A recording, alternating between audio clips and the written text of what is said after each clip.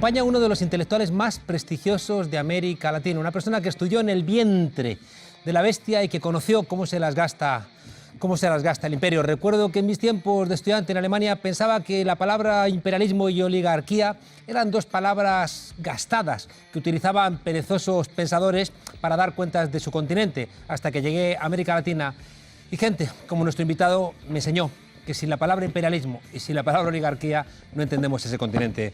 Atilio Borón, muchas gracias por acompañarnos en esta humilde frontera. No, un placer estar contigo esta tarde. Acabas de publicar El hechicero de la tribu, Vargas Llosa y el liberalismo en América Latina. ¿Por qué entre tantos personajes del neoliberalismo has escogido a Vargas Llosa? No porque sea un pensador original en materia política, verdad que no lo es. Vargas Llosa es un gran escritor sin ninguna duda, pero claramente un gran divulgador, un divulgador que no tiene comparación, no solamente en el mundo de habla hispana, Juan Carlos, sino te diría inclusive en el mundo anglosajón, alguien que explique las ideas fundamentales del liberalismo, del neoliberalismo, con la contundencia, la elegancia, la persistencia con que él lo hace. Entonces, ¿no dudas de que es un excelente escritor? No, sí, fue fuera de discusión, me encantaría. Decía Gille que cuando llevemos a Vargas Llosa delante de un tribunal popular, sus novelas serán un eximente. Mira, y sus novelas lo condenarán. Porque, ¿sabes por qué? Porque en las novelas, digamos, se ve que algunos de sus protagonistas principales, por ejemplo, Roger de Casman, en esa maravillosa novela llamada El sueño del Celta, hace un diagnóstico del imperialismo que se compadece exactamente con lo que tú has dicho recién en este documental, ¿verdad? O sea, sobre Guaidó y sobre el imperialismo y quién le paga y la CIA. Todo eso lo dice Vargas Llosa. O sea, no es que él ignora esto. No es un pensador de derecha recalcitrante que desconoce lo que es el imperialismo, el colonialismo, la CIA. No, lo conoce perfectamente bien, pero toma partida por el otro lado. Yo quería preguntarte cómo es posible escribir, no sé, La fiesta del chivo o Conversación en la catedral y estar al lado de lo más abyecto de la política latinoamericana y también estadounidense. Mira, yo creo que Vargas Llosa, que durante mucho tiempo, hasta junio del 71, fue un ardiente defensor de la Revolución Cubana. Ahí en el libro está todo muy bien documentado, la cita y todo. Yo creo que lo perdió a Vargas Llosa, porque yo hago un símil con su pregunta en el libro Conversación en la catedral. ¿Te acuerdas que ¿Cuándo se jodió el Perú? ¿Cuándo se jodió Vargas Llosa? Porque ¿cómo es posible que un hombre que escribiera lo que escribió hasta junio del 71, una defensa diciendo Cuba debe seguir el camino de lo que ha hecho la Revolución Cubana, la sociedad más justa, más libre, más democrática del continente? Son sus palabras, no las mías. Yo las reproduzco. Se las recuerdo a él. ¿Qué pasó? ¿Por qué ese hombre flaqueó? Yo creo que mucha gente dice, bueno, lo compraron. ¿Tú no estás de acuerdo con esa tesis? No, yo creo que no. Yo creo que lo que lo perdió fue un narcisismo monumental absolutamente fuera de escala que lo tornó muy vulnerable al halago, a los reconocimientos, a los premios, a los palmeos, ¿verdad?, de la gente poderosa, etc. Y recién después vino el dinero. O sea, lo que lo perdió fue sentirse de que él no era debidamente reconocido en América Latina y por la izquierda latinoamericana. Pese a que, bueno, él era fue gran amigo de García Márquez, tú sabes, vivieron acá en Barcelona. En Barcelona durante años. Tuvieron un desencuentro, ¿no? El desencuentro fue producto de chismes acerca de la esposa, que él le habría insinuado algo a la Patricia, la que era en ese momento la mujer de Vargas Llosa. Pero no fue real, pero terminó en un puñete que le dio él en un acto público a García Márquez. Un puñetazo. Un puñetazo, claro, que le dieron al pobre García Márquez en febrero del 76, justamente en Ciudad de México. Pero hasta ese momento eran íntimos amigos. A ver, el segundo hijo de Vargas Llosa, ¿verdad?, que creo que es Gonzalo, tiene otros dos nombres que son los nombres de cada uno de los hijos de García Márquez. O sea, que eran gente que estaba todas avanzando en la misma dirección, del mismo lado en el combate de las ideas. Y luego, bueno, de repente se nos fue y... Bueno, ahora es Marqués, tú sabes, ¿no? Sí. Es Marqués de Vargas Llosa. Uno de los últimos actos del rey emérito Juan Carlos ha sido darle el marquesado. Entonces, imagínate, ¿no? Maravilloso. Pero tiene una pluma cautivante, por eso el título del libro, El hechicero de la tribu, ¿verdad? Esta es la edición que saca Cal. Claro, la otra fue una edición que se hizo un par de meses antes en Cuba solo para distribución, pero esta es la que va a aparecer, digamos, ahora prácticamente en toda América Latina. No deja de llamar la atención cómo puede uno escindirse, ¿no? Como cuando uno está dejando para la posteridad una obra literaria, es riguroso y, como tú dices, su análisis de la verdad es bastante objetivo. Sin embargo, después en su comportamiento llama la atención poderosamente, Atilio. Sí, ahí entran a tallar ciertos rasgos de la personalidad del autor. Sin duda, uno de los grandes escritores hispanoamericanos del siglo XX, ¿verdad? Yo no voy a negar eso de ninguna manera. Pero bueno, así como Céline en Francia, ¿verdad? Fue un maestro de las letras francesas y sin embargo hizo una apología abierta del nazismo y del exterminio de los judíos en Bagatela para una masacre. Escribe ese panfleto increíble, una de las glorias literarias de Francia. Lo cual quiere decir de que puede ser un gran escritor, incluso un escritor que conoce del tema, porque si alguien conoce cómo opera el imperialismo, digo, Vargas Llosa es uno de ellos, no hay ninguna duda. A ver, si lo tuviéramos acá conversando y viendo tu editorial, lo que has hablado de la National Endowment for Democracy y todo lo demás, él podría ser partícipe activo y constructivo de esa conversación. Pero ha tomado otro partido, eligió otro rumbo, eligió otro bando. Recuerdo en una ocasión en Venezuela que se reunieron, digamos, todos los representantes de la extrema derecha, no de la derecha intelectual, sino de la extrema derecha en Venezuela, con expresidentes de Bolivia, de diferentes países, y digamos la gran figura era Vargas Llosa, y allí él retó al presidente Chávez a tener un debate con él, y Chávez le dijo, cuando ganes unas elecciones con 8 millones de votos, pues entonces nos sentamos. Y después le dijo también otra cosa, águila no caza moscas, águila no caza moscas, ¿no?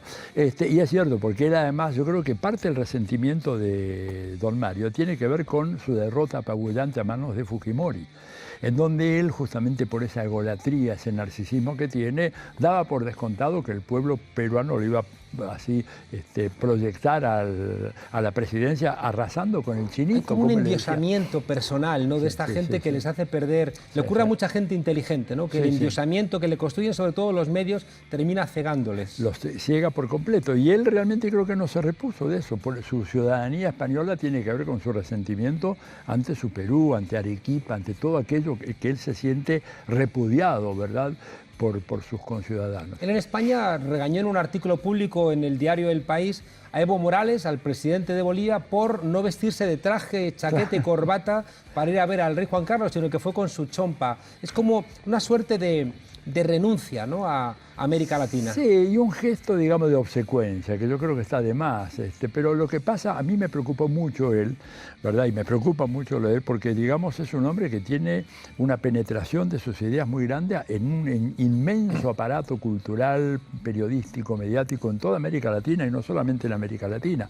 Fíjate, por ejemplo, cómo en cuanto se vislumbró la candidatura de López Obrador, empezó a atacar de una manera absolutamente salvaje a Andrés Manuel López Obrador, acusándolo de todo, castrochavista, comunista, populista. No había ismo que no le cupiera al pobre Andrés Manuel López Obrador. Te quería preguntar también sobre eso, porque recientemente se ha descubierto que un político corrupto como el anterior presidente de México, Peña Nieto, había estado financiando al otro gran liberal mexicano, Enrique Krause. Enrique Krause. Bueno, muy amigo de Vargas Llosa y que escriben conjuntamente en Letras Libres, etc. Sí, desgraciadamente vemos que algunas de estas grandes figuras literarias e intelectuales tienen su cadáver en el closet, ¿no?, como se suele decir. Es una pena porque Krause también es un intelectual que ha escrito algunas cosas muy interesantes, por supuesto tomando partida. Él no es un demócrata, ninguno de ellos, no lo es Vargas Llosa tampoco, ¿verdad?, porque no creen ellos en la democracia, o mejor dicho, creen en una concepción de la democracia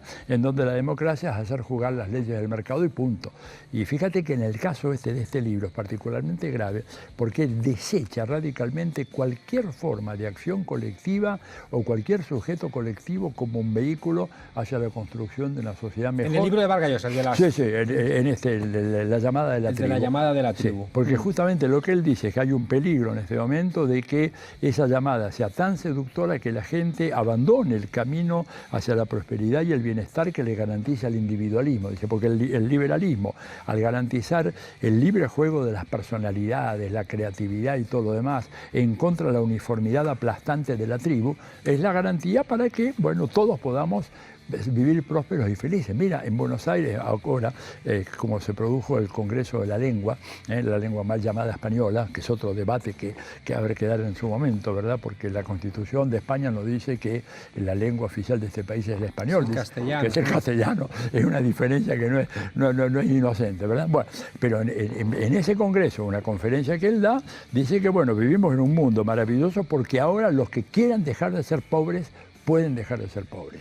Y si no lo hacen es producto de sus propios fracasos, de su falla, en un mundo en donde Oxfam, que es una ONG que no puedes tildar de comunista, populista ni nada, ha demostrado en cada conferencia de Davos, de las grandes gerentes del mundo, ¿verdad?, que se hace ahí en Davos en enero de todos los años, que en el año 2016 llegamos a un punto cúlmine, primera vez en la historia de la humanidad, en donde el 1% más rico del planeta tiene más riqueza que el 99% restante. Y ahí lo tienes a Vargas Llosa engañando con sus malas artes, diciendo no, cualquiera puede llegar hoy en día a ser rico y a prosperar. En ese Congreso de la Lengua en Buenos Aires, el rey Felipe VI, el preparado, que le dicen aquí en España, se refirió a Jorge Luis Borges como José Luis Borges, perdón, argentinos.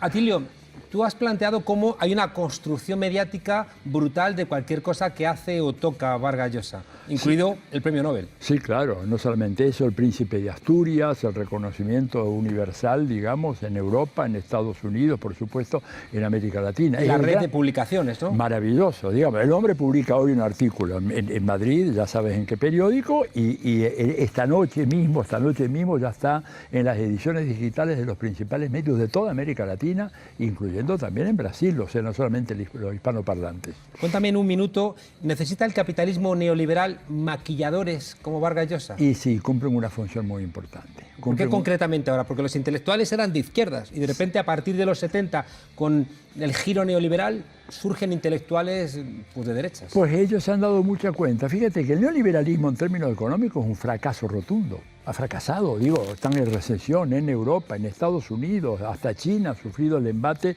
de la caída global producto de las políticas neoliberales. Pero el éxito que han logrado en el terreno de las ideas, en el combate de las ideas, ha sido extraordinario. Y yo me hago chapeau, ¿verdad?, a esa industria cultural norteamericana que te ha logrado establecer una serie de premisas indiscutibles y que son las que hay que combatir. Entre otras premisas de que cuanto más acumulen riqueza los ricos, más pronto se va a producir el efecto de derrame hacia abajo, cosa que hemos visto empíricamente que no existe. O los pobres votando en Estados Unidos contra el Medicare porque es un big government que va a traer el comunismo.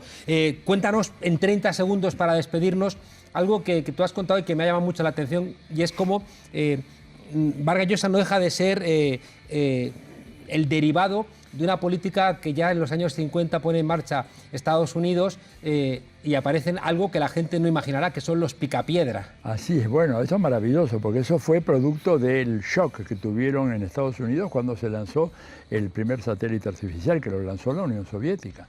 Entonces Washington reaccionó rápidamente y, según cuenta uno de los creativos que habían en Hollywood, que era Joseph Hanna, el creador de los picapiedra, manda rápidamente una delegación formada por altísimos funcionarios y gente del Pentágono.